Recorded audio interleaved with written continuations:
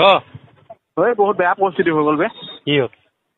লাঠি চাৰ্জ কৰি দিলে কেলা, মাথা চাথা ফালি মানুহৰ অৱস্থা নাই কেলা, পাথৰ চাথৰ মাৰিবলৈ লাগিলে পুলিচৰ গালে, পাথৰ মাৰি কেলা গ্লাছ গ্লাছ ভাঙি পেলালে চব চাই। তাৰপিছত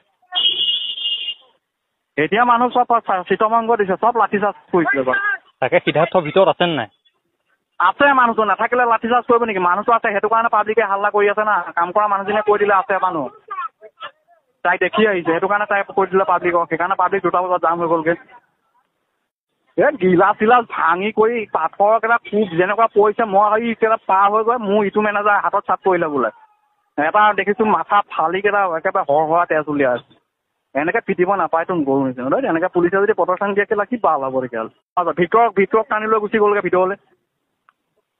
ভিতৰ আহি গ'ল ভিতৰ আহি গ'ল, অজয় ফুকন আহি গ'ল, আৰু কোনোবা আহি গ'ল, ভিতৰত টানি টুনি পুলিচে লৈ গুচি গ'ল ভিতৰলৈ। ভিতৰতো হাল্লা কৰিছিলে নাহি, হোটেলত বহি মানে ৱাৰেছ খাই আছিলে, মাথা ঘূৰাই আছিলে, ৱাৰেছ খাই থাকোঁতে যেতিয়া গম পাই গ'ল গেট খুলি দিলে বুলি পাব্লিকে, বাল ৱাৰেছ তাতে পেলালে, পেলাই একদম আহি সোমাই গ'ল।